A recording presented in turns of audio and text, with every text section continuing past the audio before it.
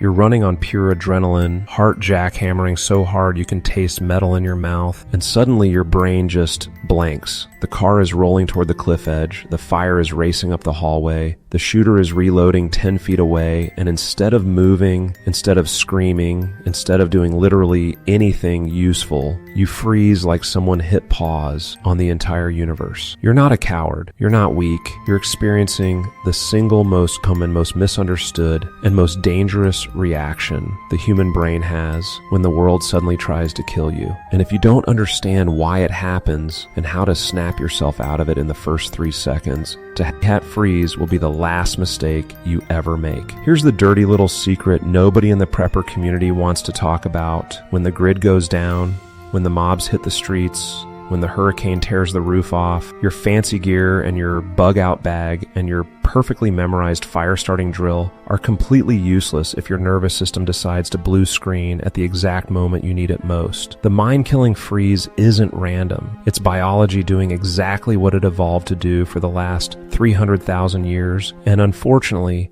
evolution never planned for flashbangs, active shooters, or week-long blackouts in a city of 8 million panicking people. Let me take you inside your skull for a second. The instant your brain detects mortal threat, the amygdala, that almond-shaped little alarm bell buried deep in your limbic system, lights up like a nuclear reactor and hijacks everything. It slams the brakes on your prefrontal cortex, the part that does rational thinking, planning, creativity, all the stuff that makes you you, because in the ancestral environment, stopping to analyze whether that rustling in the bushes was a saber-toothed tiger or just the wind got people eaten. Better to freeze, play dead, hope the predator loses interest and walks away.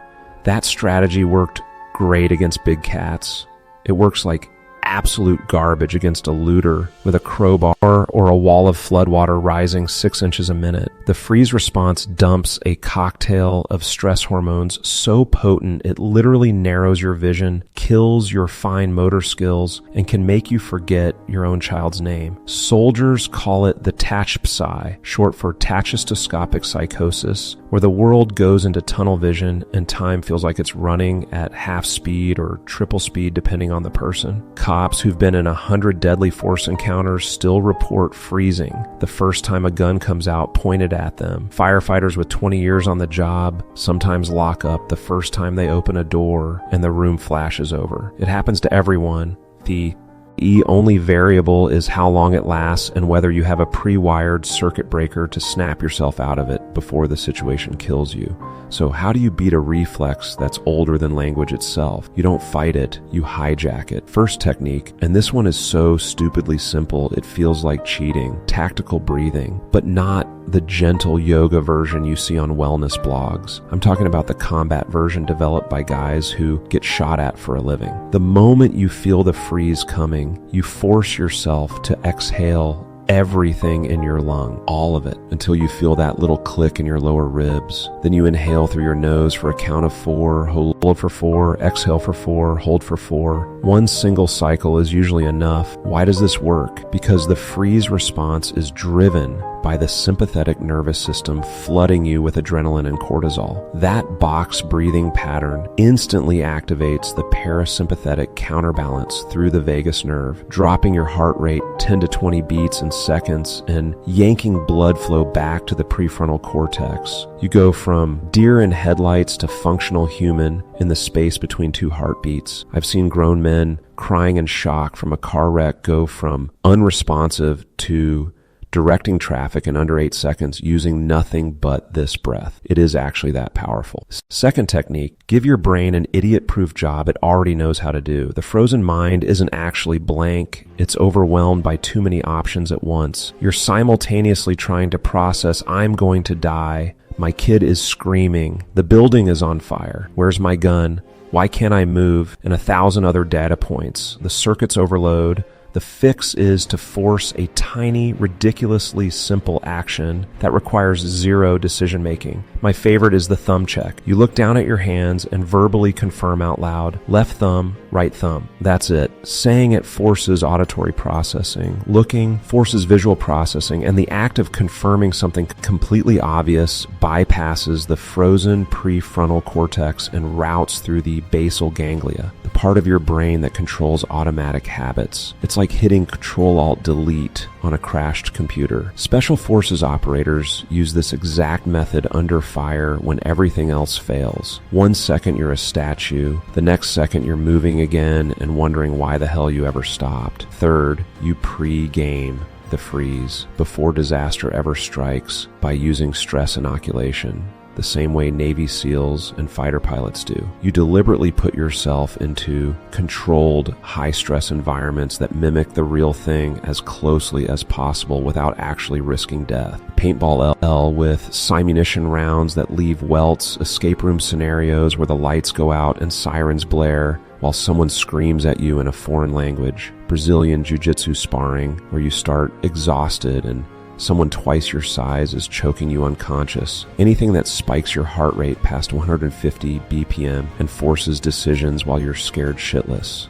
Each time you do it, you're carving deeper neurological grooves that say, yeah, this sucks, but I've been here before and I didn't die. The research out of the military is brutal, but clear. People who've been through realistic stress training freeze for an average of 0.8 seconds in real emergencies. People with zero training freeze for 6 to 12 seconds. In a house fire, 6 seconds is the difference between walking out the front door and becoming a statistic. Fourth, and this one is going to sound insane until you try it, you weaponize sarcasm. The moment you feel the freeze creeping in, you force yourself to think or say out loud the most absurdly dark-humored thing possible. Well, this is a shitty way to die. Guess the diet starts tomorrow. Anything that would get you canceled on social media if someone recorded it. Why? Because genuine sarcasm requires higher order thinking. You have to understand context, predict outcomes, and generate novel language. All things the amygdala shuts down during freeze. Forcing sarcasm is like doing a deadlift with your prefrontal cortex. It shocks the system back online. Paramedics use this trick constantly. Walk into any mass casualty scene and you'll hear the blackest humor you've ever encountered in your life, because the ones cracking jokes are the ones still moving and saving lives while everyone else is catatonic. Fifth, you build a if-then script library before you ever need it. The brain freezes because it's trying to write the survival manual in real time. Take that job away from it. Sit down tonight with a pen and paper and write 20 emergency if-then statements in your own words. If the power goes out for more than 72 hours, then I grabbed the red folder and the kids, and we're in the truck in under 4 minutes. If I hear glass break downstairs at 3 a.m., then my hand goes to the pistol on the nightstand and I'm already moving to the safe room before my eyes are fully open. Make them so specific and so automatic that they feel stupid. Good. Stupid is fast, and fast beats perfect when the world is on fire. Elite athletes call this chunking. Military calls it immediate action drills. I call it cheat codes for your nervous system. When the real event hits, your body executes the script before your higher brain even finishes panicking. Sixth, you train your peripheral vision like your life depends on it, because it literally does. One of the first things the freeze response does is tunnel your vision down to a soda straw view of whatever you're fixating on, usually the threat itself. That's why people in car crashes stare at the tree they're about to hit instead of looking for the escape route right next to it. The fix is a drill you can do right now, today, for free. Put a metronome app on your phone at 60 beats per minute. Every time it clicks, force your eyes to snap to a new object in your peripheral vision without moving your head. Do it for 2 minutes straight. You'll suck at first. Your eyes will try to cheat and recenter. Keep going. Do this every day for 2 weeks and you'll rewire your oculomotor near vest to stay wide angle, even when your heart rate spikes. I've watched people who train this drill spot exit routes in burning buildings that everyone else literally could not see because their vision had collapsed to a pinhole. And finally, the one nobody wants to hear, accept that you will freeze. Plan for it. Build every single one of your survival systems around the assumption that the first 5 seconds of any disaster disaster, you're going to be a useless meat puppet. Put your go bag next to the bedroom door instead of in the garage, so zombie, you can trip over it on the way out. Keep your car keys in the same pocket every single day, so muscle memory finds them even when conscious thought is offline. Design your life so that the actions you need to take when your IQ temporarily drops to room temperature are so brain dead simple that a concussed toddler could do them. The goal isn't to become immune to fear. The goal is to become someone who remains useful even while terrified, because here's the truth. Nobody says out loud, the people who survive disasters aren't the ones who never freeze. They're the ones who plan their entire response around the certainty that they would. They built systems, habits, and neural shortcuts that work even when the conscious mind checks out for a coffee break at the worst possible moment. So the next time the lights go out forever, or the mob R rounds the corner, or the river jumps its banks and starts eating your neighborhood one house at a time, you won't be the hero who feels no fear. You'll be the one who spent years turning your own inevitable panic into a loaded spring that launches you into action the second the freeze starts to crack. And in a world that's getting better and better at throwing curveballs made of fire and chaos, that's not just an advantage, that's the only thing that matters.